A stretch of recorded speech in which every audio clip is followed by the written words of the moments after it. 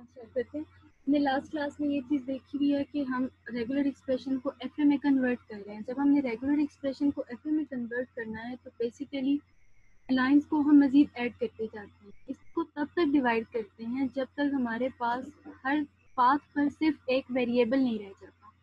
ठीक है, अब ये पूरी एक्सप्रेशन है, मीन्स इसमें प्लस भी है, स्टेरिक भी है, डॉट भी है, क्योंकि यही तीन आपके रेगुलर ऑपरेशंस हैं। रेगुलर ऑपरेशंस हमारे पास कौन कौन से यूज़ होते हैं? स्टार यूज़ हो सकता है, रेगुलर ऑपरेशन में हमारे पास यूनियन यूज़ हो सकता है, और रेगुलर ऑपरेशन में हमारे पास डॉट या कंकैटिनेशन यूज़ हो सकता है। ठीक है, ये तीन ही ऑपरेशंस हैं। अब हमने इन तीनों ऑपरेशंस को रिमूव करना है वन बाय वन। जब तक हमारे पास सब ऑपरेशंस रिमूव नहीं हो जाते तब तक हम मज़ीद स्टेट्स बीच में ऐड करते जाते हैं।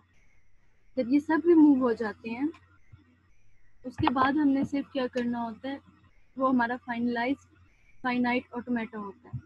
लाइक यहाँ पे पहले बी स्टेरिक प्लस ए भी था,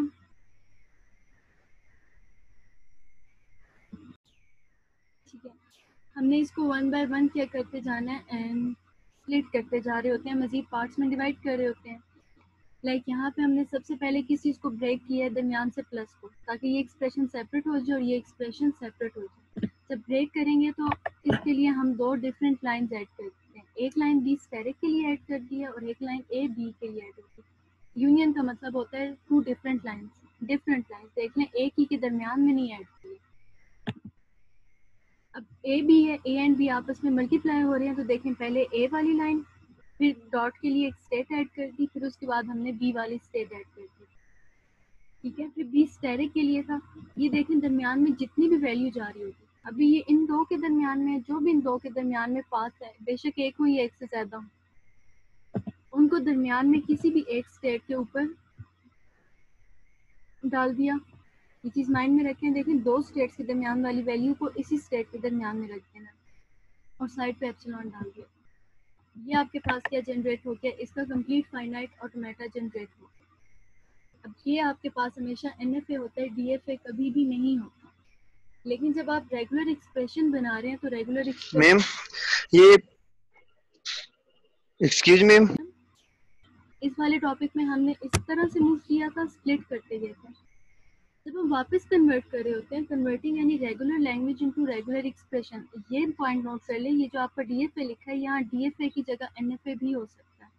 वापस कन्वर्ट करते टाइम आप NFA से भी कन्वर्ट कर सकते हैं, DFA से भी कर सकते हैं, लेकिन जब रेगुलर एक्सप्रेशन से जनरेट होता है तो वो हमेशा NFA जनरेट होता है, डायरेक्ट DFA नहीं होता। और उसका रीज़न आपके सामने लिखा हुआ है, एप्सिलॉन आ रहा है।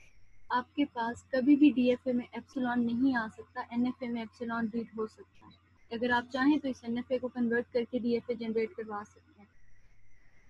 नेक्स्ट, मैंने आप लोगों से कहा था कि स्लाइड नंबर 30 तक जितने भी क्वेश्चंस हैं वो अटेम्प्ट करके मुझे सेंड करें। आप लोगों में से वैसे किसी ने सेंड नहीं किया।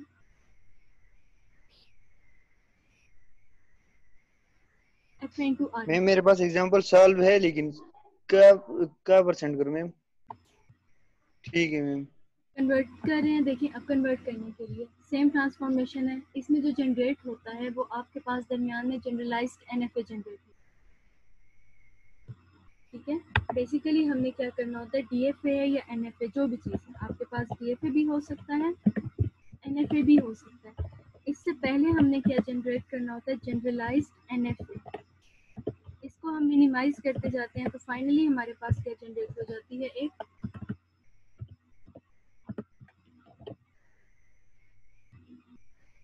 रेगुलर एक्सप्रेशन जनरेट हो जाती है। क्लियर है ये स्टेटमेंट? आपको DFA गिवन है या NFA, हमने उसको कन्वर्ट करके पहले जनरलाइज्ड NFA बनाना है, जनरलाइज्ड NFA को मजीद कन्वर्ट करके हमने रेगुलर एक्सप्रेशन बनाना है। मीन्स हम तब तक उसे मिनिमाइज करते जाते हैं जब तक सिर्फ एक पाथ और एक स्टेटमेंट नहीं रहती। ये एल्गोरिदम क्या काम कर रहा होता है, आपके पास कुछ स्टेप्स हैं जो परफॉर्म कर रहे हैं, सीक्वेंस ऑफ स्टेप्स DFA को कन्वर्ट कर देते हैं। एंड पे आपके पास सिर्फ और सिर्फ दो स्टेट्स रहनी चाहिए, एक से ज़्यादा स्टार्ट नहीं हो सकती, एक से ज़्यादा फाइनल नहीं हो सकती। क्लियर है? हम तब रुकते हैं जब हमारे पास सिर्फ दो स्टेट्स रह जाएं, only two states, start and final, बस। इसके अलावा और कोई स्टेट अगर दरमियान में है तो आपको दैट मीन्स कि एक स्टेप और परफॉर्म करना है। अगर दो स्टेट्स हैं दरमियान में तो भी आपको दो स्टेप मजीद परफॉर्म करना है। दो स्टेट्स के दरमियान में जो एज होगा उस पर रेगुलर एक्सप्रेशन होगी, सेम लाइक दिस। ये देखिए आपके पास एक स्टार्ट है, एक फाइनल है, और इन दोनों के दरमियान में एक ही पाथ और उस पाथ के ऊपर एक रेगुलर एक्सप्रेशन लिखी हुई है। ठीक है, यहाँ पे हमने स्प्लिट किया था। सपोज आपको ये क्वेश्चन दिया जाता तो हम इसको तब तक मिनिमाइज करते जाएंगे जब तक ये स्टेटमेंट नहीं बन जाए।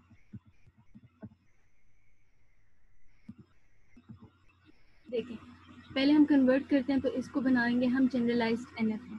ठीक है, जब जनरलाइज्ड एनएफए बनाया जाता है तो हमारे पास आरई में भी लेबल आ सकता है।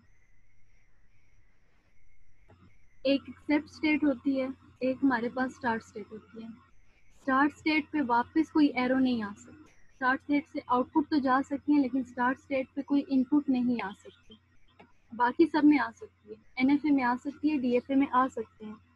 जैसे हमने लूप डाली हुई है तो लूप हम वापस स्टार्ट पे ला सकते हैं। और यहाँ पे आपके पास फाइनल से आउटपुट कोई पाथ नहीं होगा। देखिए जनरलाइज्ड कहने का यही मीनिंग है। अगर ये डीएफए होता तो डीएफए में हर स्टेट से आउटपुट दो पाथ होना मस्ट है। अगर इससे पाथ नहीं है तो वो दैट मीन्स के एनएफए बन जाता है। ठीक है, जनरलाइज्ड एनएफए में ये आपके पास दो कंडीशंस हैं। स्टार्ट को कोई इनपुट नहीं आएगी, फाइनल से कोई भी आउटपुट नहीं जाएगी।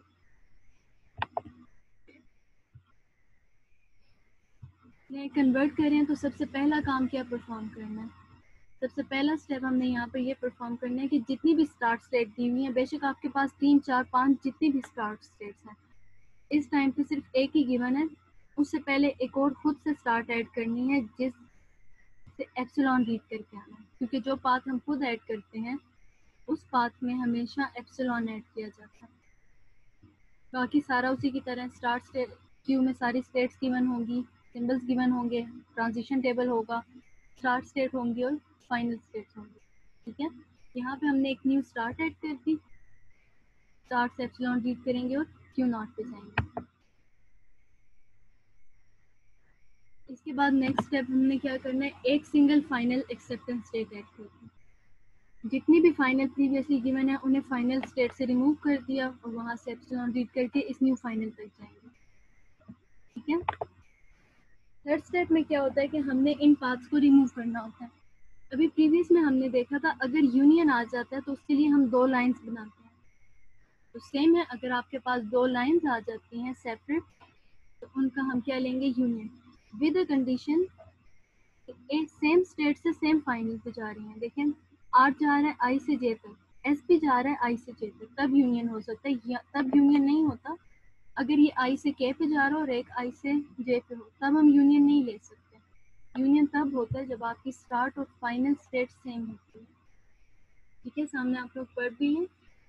यहाँ पे पेयर ऑफ स्टेट्स में क्या किया है, in the same direction replace all the edges by a single edge label with re formed by the sum of labels। sum भी लिख सकते हैं आप, यूनियन भी लिख सकते हैं। यहाँ पे डिफरेंट साइन यूज हो जाते हैं। देखिए ये सामने एक एग्जांपल गिवन है, आप लोग कोशिश करें इसको पहले अपने पास पेजेस पे भी ऐड करें। मैं ज़रा यहाँ पे पार्टिसिपेंट से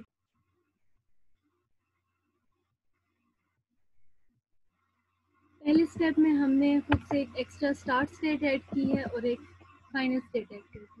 इसके बाद आपके पास देखें ये वाली दो स्टेट्स तो हमने रिमूव नहीं करनी, मीन्स की जो स्टेट्स हमने दो दरमियान में खुद ऐड की हैं।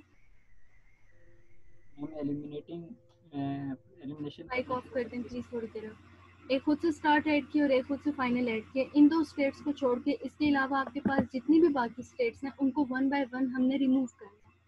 हमने ये कहा है कि हम तब तक रिमूव करते जाते हैं जब तक सिर्फ ये स्टार्ट और ये फाइनल नहीं रह जाते। आपने क्यू नॉट को रिमूव करना है, क्यू वन को रिमूव करना है, क्यू टू को रिमूव करना है। कीपिंग इन माइंड कि आप इनमें से कोई भी पहले रिमूव कर सकते हैं, उससे कोई भी फर्क नहीं पड़ता। आप चाहें तो क्यू वन को पहले रिमूव कर दें, आप चाहें तो क्यू नॉट को रिमूव कर दें, या पहले आप क्यू टू को रिमूव कर दें। ठीक है, इस टाइम पे अगर हम लोग पहले देखें क्यू नॉट लिंक हुआ है क्यू वन से, क्यू टू आगे किसी और से लिंक नहीं है, तो पहले इस सेट को रिमूव करना ज़्यादा बेटर होगा। यहाँ नेक्स्ट पे डिफाइन भी है। ठीक है, आप किसी को भी पहले रिमूव कर सकते हैं, ऐसा कोई कंडीशन नहीं है। सिर्फ आपने ये रूल माइंड में रखना है। यहाँ स्टार्ट में लिख देती हूँ ताकि ये चीज़ माइंड में रहे। यहाँ पर भी लिखा होगा अगर देखें हमने किसी भी न्यू पाथ पे जाना है, कोई न्यू पाथ को फाइंड करना है आई से लेकर के तक, ठीक है, दरमियान में एक जे स्टेट आ रही होती है। आप लोगों ने ये चेक करना है कि आई से लेकर के तक इनपुट क्या है, ठीक है। नेक्स्ट चेक करते हैं के से लेकर के तक कोई इनपुट हो इन केस, तो इसको हम स्टेरिक में डाल देते हैं। अगर आपके पास के से लेकर नेक्स्ट वैल्यू होती है आई तक, अगर कोई के से जे तक जा रही है, ये मेरे मिक्स है, ध्यान में जे था, आई से जे, जे टू जे स्टेरिक, और कॉमा हमारे पास पे क्या है, कंकेट हो रहा होता है जे डॉट के।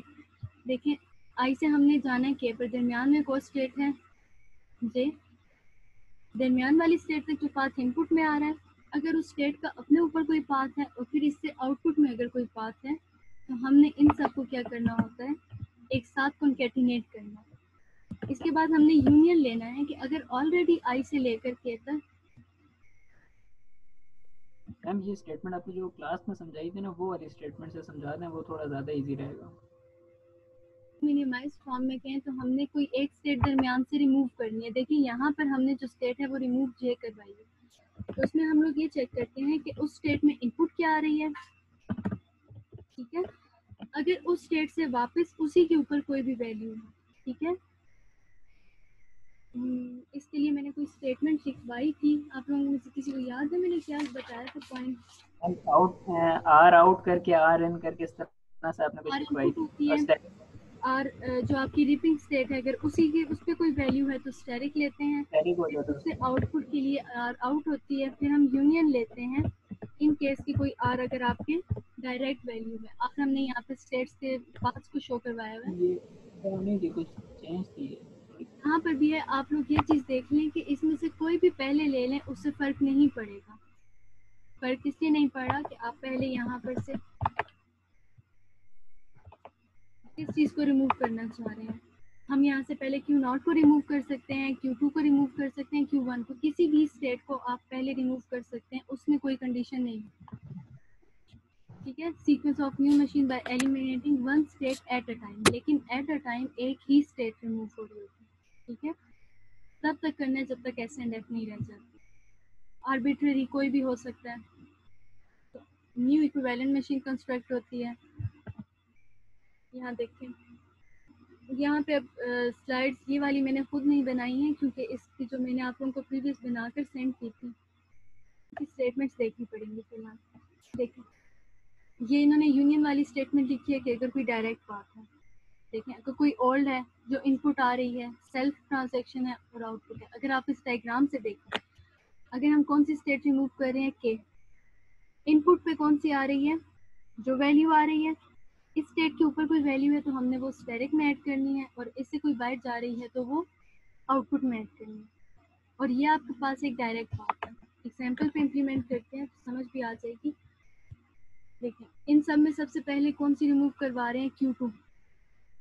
Q2 अगर हमने दरमियान से रिमूव करनी है, Q2 से तो आउटपुट यहीं पे कनेक्ट ही नहीं हो रहा, Q0 से हम Q1 पे भी नहीं जा सकते, Q0 के Q2 के थ्रू किसी और स्टेट में नहीं जाते, तो इसका मतलब है ये डायरेक्टली रिमूव हो जाएगी और आपको कोई भी स्टेप परफॉर्म नहीं करना पड़ेगा।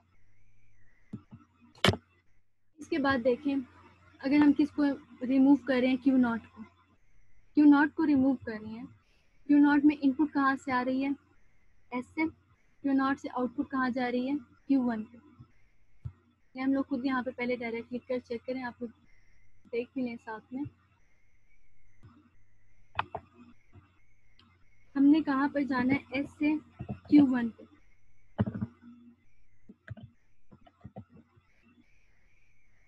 हमारे पास दरमियान में रिपिंग स्टेट इस टाइम पे कौन सी है, Q0, ठीक है। अब ये चेक करें S से रिपिंग स्टेट पे जो इनपुट आ रही होती है, आर इनपुट, S से Q0 पे कौन सी इनपुट आ रही है, एप्सिलॉन। अब यहाँ पे एप्सिलॉन साइन है तो मैंने क्या ऐड कर दिया, नल, नल आ रही है। रिपिंग स्टेट की वापस उसी स्टेट पे कोई भी इनपुट है इस टाइम पर नहीं है, Q0 से Q0 पे कोई भी इनपुट वापस नहीं आ रही, तो इसको भी हम लोग क्या डाल देंगे, यहाँ पर भी नल है। Q0 से Q1 पे आउटपुट क्या जा रही है, A है। नेक्स्ट स्टेटमेंट लिखनी होती है यूनियन। S से Q1 का कोई डायरेक्ट पाथ है, नहीं था, दैट मीन्स कि वो भी क्या था, नल है, कोई भी डायरेक्ट पाथ नहीं है। इसको मिनिमाइज करके लिखें तो ये सिर्फ क्या आ जाता है, A आ रहा है। मीन्स अगर हम इस स्टेट को दरमियान से रिमूव करें तो हम S और Q1 को कनेक्ट करेंगे और दरमियान में सिर्फ और सिर्फ A आएगा।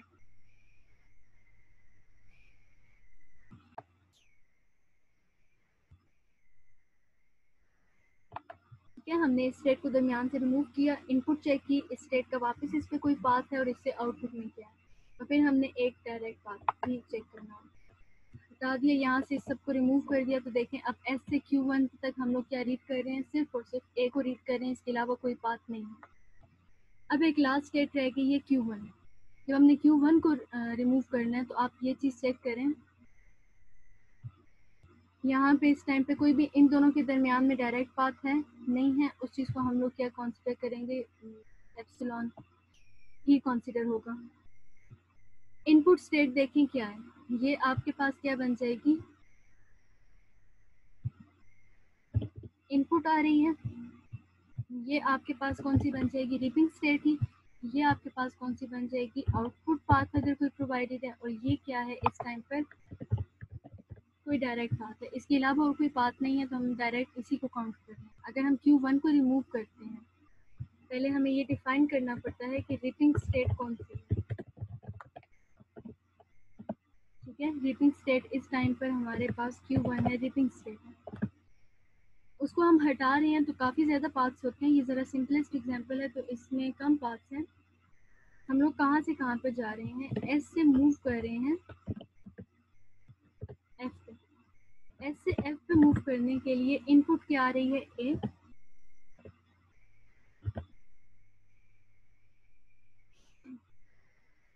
S से Q1 पर इनपुट आ रही है A। वापस देखें आप, Q1 से Q1 पे कौन सी वैल्यू आ रही है, A plus b, A plus b, जो वैल्यू वापस उसी पे मूव कर रही होती है उसके ऊपर हम हमेशा स्टेरिक डालते हैं। आउटपुट में कौन सी वैल्यू जा रही है, एप्सिलॉन या फिर नल। यूनियन लेना होता है अगर कोई भी डायरेक्ट पाथ हो, तो डायरेक्ट पाथ भी यहाँ पर हमारे पास कोई भी नहीं है, दैट मीन्स कि वो नल है। अगर इसको सिंप्लीफाई करके लिखें तो ये क्या बन जाएगी, A into A plus b asterisk, ठीक है। कि आपके पास बाकी नल से मल्टीप्लाई और डिवाइड उन चीज़ों को लिखने का कोई भी यहाँ पे फ़ायदा नहीं। क्लियर हो गया ये स्टेप, जिस स्टेट को हम रिमूव कर रहे होते हैं ये चेक करते हैं उसमें इनपुट क्या आ रही है, वापस उस पर कोई पाथ और उस पर आउटपुट कहाँ जा रही है। मीटिंग पॉज करती हूँ। देखिए हमने स्टेट को रिमूव कर दिया तो वापस पाथ कौन सा रह गया, सिर्फ A into A plus b whole asterisk. इस टाइम पे सिर्फ और सिर्फ दो ही स्टेट्स रह गई थी। इस वाले क्वेश्चन को आप लोग अभी अपने पास सॉल्व करें, फिर आपके पास ये नेक्स्ट क्वेश्चन भी है, ये स्लाइड्स में आज अपलोड करूँगी तो इनको आपने सॉल्व करके सबमिट करवाना है। ये सारी एग्जाम्पल जितनी इसमें एग्जाम्पल्स हैं मुझे वो सब एग्जाम्पल्स एज एन असाइनमेंट चाहिए। ये वाली थोड़ी सी कंफ्यूजिंग है, हम लोग इसको स्टार्ट कर लें। इसके फर्स्ट स्टेप में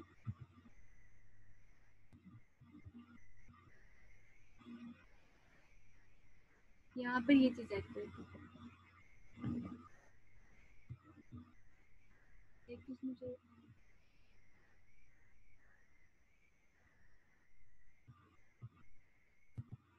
यहाँ पर हमने एक स्टेट ऐड कर दी जिसको हमने नेम कोई भी असाइन कर देना, तो इस टाइम पे हमने इसको कौन सा नेम असाइन कर दिया, स्टार्ट स्टेट असाइन कर दी। एक आपके पास फाइनल है तो उसको भी हमने मिनिमाइज करके क्या कर दिया, फाइनल स्टेट बना दिया। इसको आप क्या लेंगे, यहाँ पर फाइनल डबल सर्कल होता है,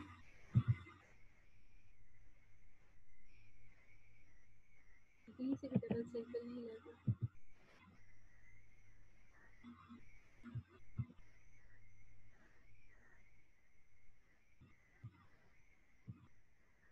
और इन दोनों के ऊपर आप जो पाथ रीड करेंगे वो पाथ क्या होगा, हमेशा नल रहेगा, ठीक है। ये आपका फर्स्ट स्टेप है। फर्स्ट स्टेप में हमेशा हमने यहाँ पर भी कोई भी स्टेटमेंट ट्रीट करनी होती है जब खुद से ऐड करते हैं तो जिनको जो चीज़ क्लियर नहीं है वो काइंडली अभी जो एग्जांपल हमने स्टार्ट की है इसमें पूछ लें दरमियान में। जहाँ से समझ नहीं आती पहले आप लोग स्टेप देख लें। यहाँ भी नल ऐड कर दियो, यहाँ पर भी हम क्या ऐड कर देंगे, नल। ये आपका सिर्फ फर्स्ट स्टेप हुआ है, जिस फर्स्ट स्टेप में हमने एक न्यू स्टार्ट स्टेट ऐड की है और एक न्यू फाइनल स्टेट ऐड की है।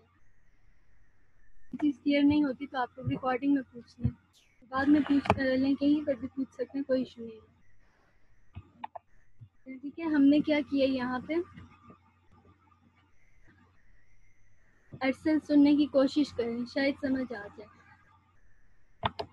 ठीक है, अभी हमने सिर्फ एक न्यू फाइनल स्टेट ऐड की है और एक न्यू स्टार्ट स्टेट ऐड की है, क्योंकि फर्स्ट स्टेप ये होता है कि हमने कोई भी न्यू स्टार्ट और फाइनल ऐड करनी होती है। आप उनको नाम कोई भी दे सकते हैं, लेकिन देखिए स्टार्ट में कोई इनपुट नहीं आ सकती। प्रीवियसली स्टार्ट स्टेट कौन सी थी, क्यू नॉट। जब आपकी स्टार्ट स्टेट क्यू नॉट थी, क्यू नॉट को इनपुट क्या आ रही है, बी आ रही है। लेकिन अब जब हमने खुद से न्यू स्टार्ट ऐड की है उसको कोई भी इनपुट नहीं आई। यहाँ ये Q1 फाइनल थी और फाइनल से आउटपुट भी जा रही थी। अब जो हमने फाइनल ऐड किया उस फाइनल से कोई भी आउटपुट नहीं जाएगी। पहली कंडीशन हमारी कंप्लीट हो गई। इसके बाद आप इनमें से कोई भी रिमूव कर सकते हैं पहले, चाहे आप Q0 स्टेट रिमूव कर दें, आप Q1 स्टेट रिमूव कर दें, या फिर आप Q2 स्टेट रिमूव कर दें। हम इनमें से कोई भी स्टेट रिमूव कर सकते हैं। तो सपोज हम लोग पहले इसमें से कौन सी स्टेट रिमूव कर देते हैं, Q0। हमने क्या डिफाइन करना है कि हमारी रिपिंग स्टेट कौन सी है, Q0। यहाँ तक तो पॉइंट क्लियर है ना।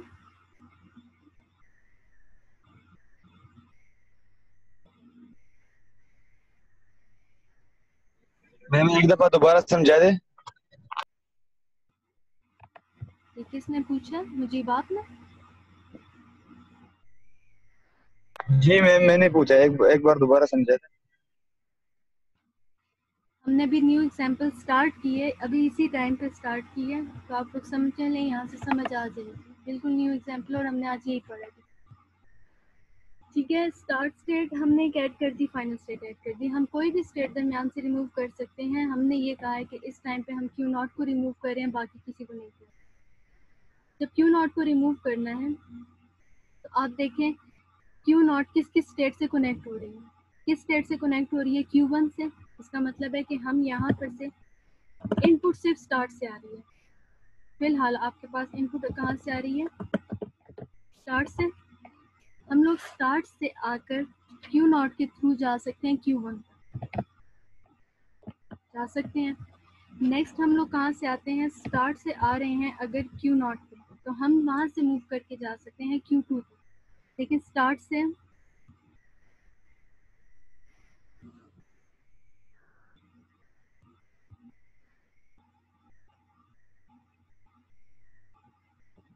आप स्टार्ट से आए Q0 पे, Q0 से आगे मूव करके जा सकते हैं Q1 पर।